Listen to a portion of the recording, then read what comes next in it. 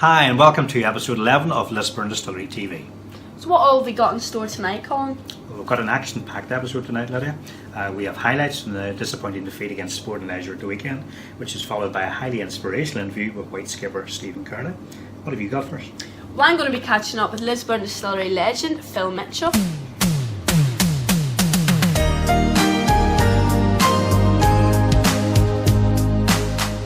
No, Colin, not that, Phil Mitchell. Phil Mitchell, who won the Gold Cup with Lisburn Distillery back in 1993. I got you now. Okay, a bit confused there, but hey. We've also got the latest update on the Colin versus Lydia Forecast challenge, and we'll also be previewing the games this weekend in the Premier Intermediate League. And finally, we'll be looking ahead to a fantastic event that's taking place here at Lisburn Distillery on Saturday.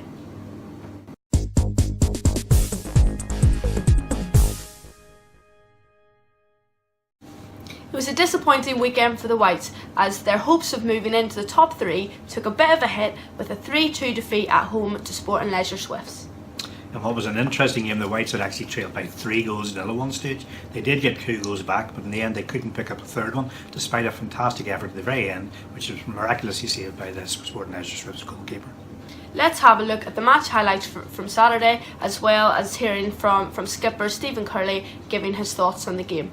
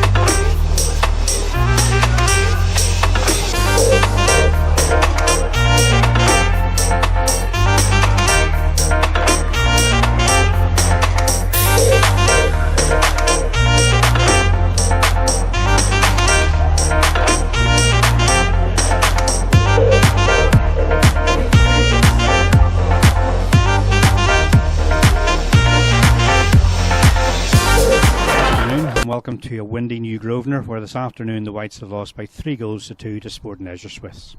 In a game where the Whites would have went into hopeful of securing an important 3 points to move them up the league table, overall the result was disappointing, although the game was hampered quite a bit by the windy conditions. After the match, we caught up with White skipper Steven Curley to get the players' take on the game, and here's what Steven had to say. Well, Steven, that's a disappointing one. I think we would have went into that game hopeful of 3 points and we've come away with nothing. Yeah, obviously the last couple of weeks we've been playing well, but the home pitch as well, we're playing really well, but the day it just wasn't meant to be. Unfortunately, three lucky goals, if you want to be quite honest, or 3 mistakes.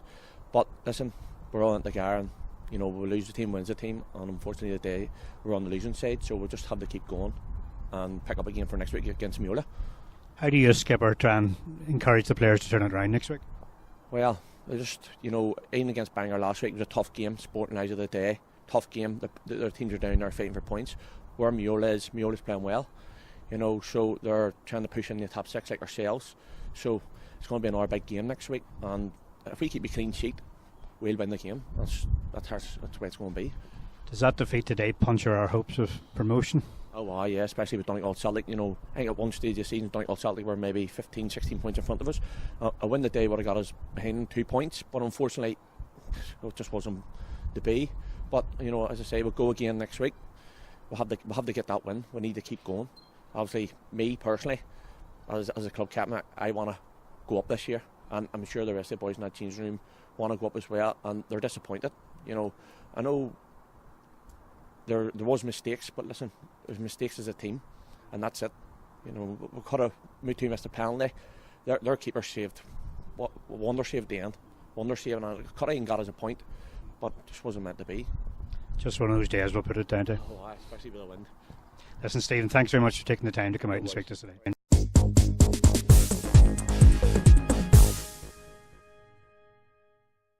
So Colin, overall a disappointing day. Conceding 3 goals at home is never going to be something that anyone could be particularly happy with. Yeah, it was very, very disappointing on Saturday. I mean, we went into the game optimistic we could get a result. We're playing the bottom side at home, but on the day, the wind played havoc with the match. In the first half, to be honest, they had it really in their favour, and we struggled to get the ball an awful lot into their sort of area. We conceded 2 poor goals, it has to be said. Second half, we came out a little bit of optimism that we could get back into the match. But unfortunately, we conceded the 3rd goal, and all of a sudden you have a mountain to climb rather than having sort of a small mountain. You've got a massive mountain to climb. We got a penalty. We missed the penalty. We didn't get the foothold back in the game, and then lo and behold, we did get a couple of goals and we got our way back in the game, but at the end it just wasn't enough. But having said that, we could have forced a draw at the end, but for a fantastic save by their goalkeeper more or less at the very end of the match. So disappointing, all right. It's one of those games where maybe just have to put to bed and move on from there, Yeah, and I think all 3 goals were very disappointing from the Whites' perspective. They weren't ones that you could put down to just fantastic play from the other team.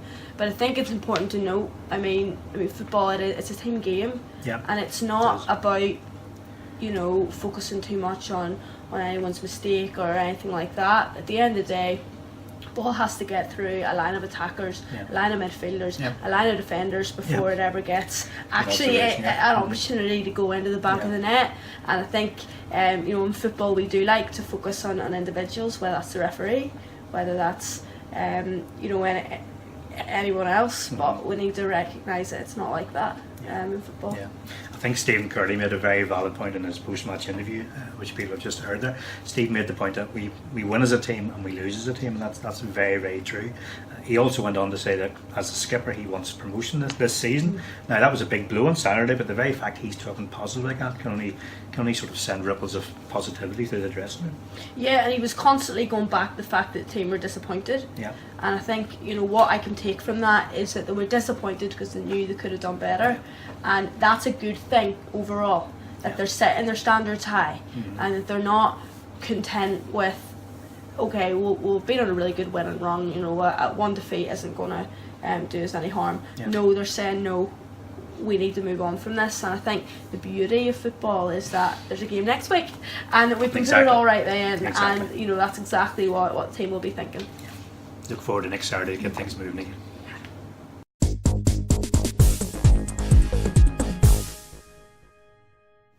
Next up on tonight's show, we're going to have a look at this weekend's Premier Intermediate League fixtures, as well as catching up on the latest score with the Colin versus Lydia Challenge.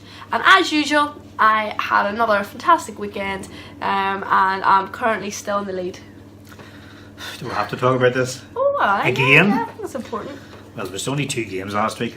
You picked up 3 points. I didn't pick up any, or I did actually picked up 1, but you picked up 3. So at the end of the day, the scores are now went to Lydia 15, Colin 7. Yeah, so another two points away then. The gap is widening instead of narrowing, which I don't like, has to be said.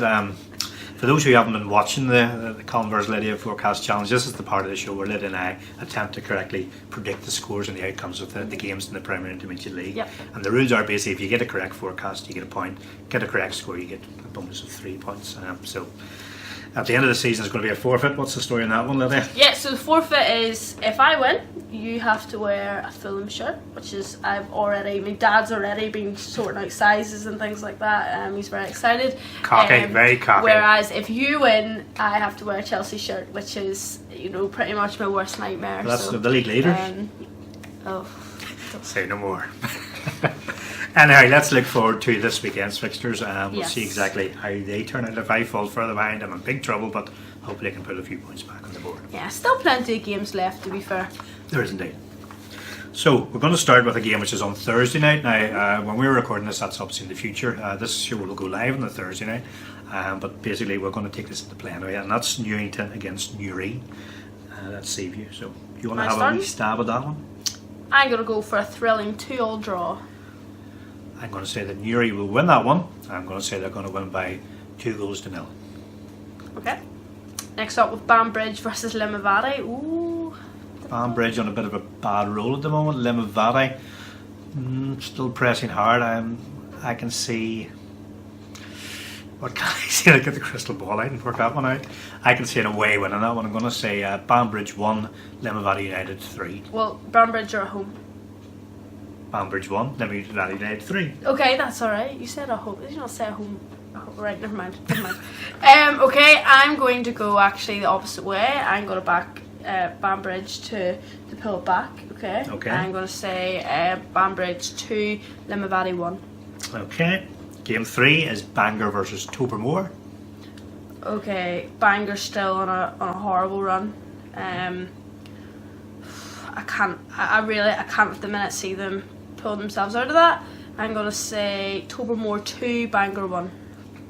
I'm going to say Bangor 2, Tobermoor 1. Ooh, opposite. Then we have... Taking chances this week. Yep, big chances. Queens versus Donegal Celtic. Queens now bottom of the pack, struggling. Last week's results certainly did not go in their favour. Donegal Celtic, a bad run they're on, but they're still up there at the top of the table. I think it's hard to see beyond the Donegal Celtic win. I'm going to say they're going to win by 3-1. Okay, well, I actually see low scoring in that one. I think Queens are going to battle hard, but they're not going to be able to prevent 1 goal. So 1-0 Donegal Celtic. Okay. And the last game of the day then is Sport and Leisure Swifts against Dundalk. Let you go first now. Okay, that's not a tough one because Dundalk are doing better. To be fair, they're on a bit of a roll. But Swifts, obviously beat us last week. It's a very tough place to go. I'm going to go with Dundalk 1, Sport and Leisure Swifts 0. I'll go with Dundalk 2, Sport and Leisure Swifts 1. And we'll see how that one pans out.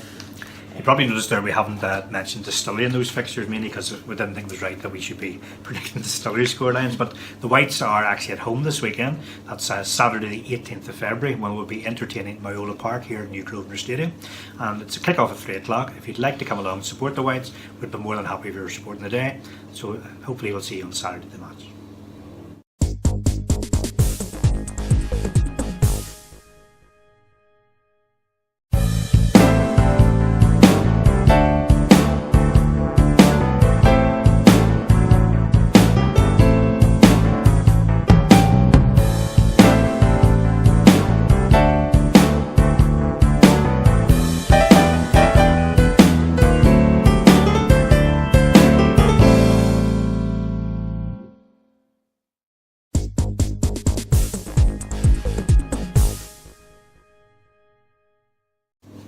Next up, we are delighted to be able to bring you an interview with Lisburn Distillery legend Philip Mitchell. Yes, indeed. Philip signed for the club in November 1982 and went on to make 171 appearances, scoring 48 goals along the way.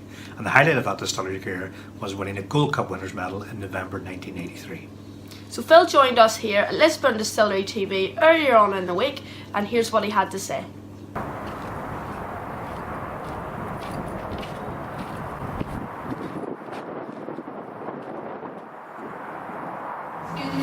Brilliant. Yeah. That's great. Lots of happy memories and, with lots of great friends here. And Yeah. it's nice to look back and see some Hi Phil, thanks for joining us tonight on LDTV. I hear that you were here at the Whites at one of the most successful periods in their history. Just before you joined the Whites, you were over in England with Ipswich. Do you have any thoughts or anything about that? Well, yeah, it was obviously every boy's dream was to become a professional footballer. Mine, I had to wait, I had to persevere and not believe all the doubters. And I managed to get away at the age of, I think I was maybe 22 when I went to England, which was quite old. And it was great, and I thoroughly enjoyed it. Unfortunately, I probably just wasn't good enough at that level, but I certainly had a wonderful experience and played a few games in the first team, which was exciting. And took all the experience from that with me and came back to Northern Ireland. You then joined the Whites in early 1992, and Billy Hamilton was the manager, and you became a really important part of a team that was extremely successful here. What are your memories from that era? Well, all happy ones, all very, very happy. It was probably an important part of my career because I had come back from England, I'd went to Portadown, and much as I, played on a good Portadown team as well, probably just hadn't been a regular down there, and Billy probably, as he often reminds me, rescued me, and he probably rescued more than just me. Quite a few people whose careers had maybe taken a little bit of a downturn. He brought a number of other players who played for Linfield and Glentoran, as I had back in the day, to Ballysky, and I suppose we were a bit of a throw together team, but he managed to knit a team together that became a force to be reckoned with in Irish League football. You then, shortly after that again, in the end of 1993, then you won the Gold Cup, which is one, when I speak to supporters around here, it's one of their biggest memories and they're the most exciting time whenever they look back. What are your memories from that night? Well, I remember the competition very well. It was, back in the day, the Gold Cup was very much seen as a prestigious tournament. There was it started early part of the season. I remember the group games well. I'm pretty sure we beat Coleraine convincingly and Oma possibly on the way to getting through to the next round. I think it was quarterfinals was next, and I seemed to be notching a few goals as we went along, and Cliftonville in the quarter-final at Solitude, we drew 1-1 and beat them in penalties. I managed to get a goal that night. And then the semi-final we had Glentoran at Windsor, which was, we were certainly the underdogs going into that game as well. George Neal put them ahead early in the game, and I managed to pop up and get an equaliser, and Stephen Baxter got the winner. So we kind of really fancied ourselves then going into the final. And obviously there was a lot of press talk because the Distillery hadn't won a major trophy for a lot of years, but there's a lot of confidence about the place, and we managed to turn Bangor, a very good Bangor team I must say, who were managed by Nigel Best at the time, beat them 3-2, and it was wonderful, and I managed to get player of the tournament, which was a nice added bonus. I was about to get married, so you got a nice little check for that as well. But it was a great team effort, and lots of players, Tom Cleland and Billy Totten, Winky Armstrong, Philip Dykes, David Collins, Roy Allen, so many great players in that team that contributed to the overall win. It is incredible even hearing that you remember every player that you played with, that year, and who had such an important role in that. I hear you have your winners' medal with you tonight, isn't that right? I do, yeah. I was managed to keep it. Oh wow! Okay, so yeah, it was. So Phil, you're actually still involved with sport at the minute, and you work in sports chaplaincy. Would you just like to tell us a little bit more about what that is? Sure, yeah. I mean, I've got my own sports consultancy business. So sports chaplaincy is something that's been prevalent in in United Kingdom sport for a long time, and indeed in Northern Ireland. And my job is really just as a coordinator to coordinate the chaplains with the clubs and see which clubs maybe don't have a chaplain, would like to consider having a chaplain. But there's a lot of chaplains have already been, were in place long before I got involved, and indeed all 12 of the senior Irish League clubs have a chaplain. Ulster Rugby has a chaplain, and the chaplain's role is really there as a pastoral care officer within the club. He's there for everybody in the club. He's there for the players, the staff, the supporters, and he's there really just to be of pastoral support to the club in whatever way he can be. So I've enjoyed it. I've enjoyed working with the people that are at the clubs, and many of the chaplains are wonderful people. They've got no agenda at the club. They're there just to encourage the people around them and be there as a support if people need them for a chat or whatever. And it's been great. I've really enjoyed it. Brilliant. Phil, I just want to thank you for sharing some of your memories and what you do at the minute with sport. I'm sure our viewers will be thrilled that they're getting to hear about that. All right, so thanks very much for joining us here tonight. All right.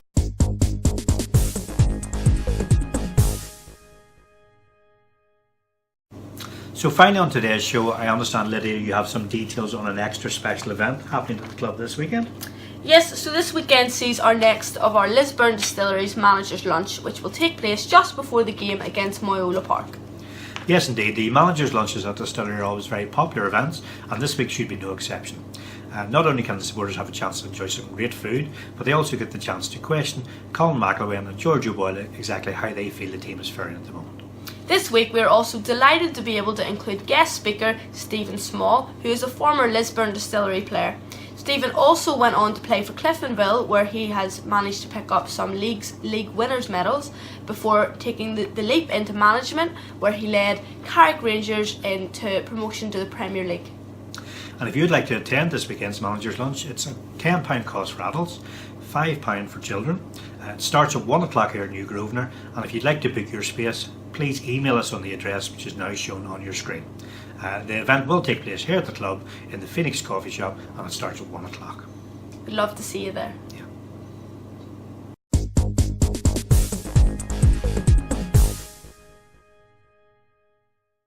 So that's just about it from another episode of Lisburn Distillery TV.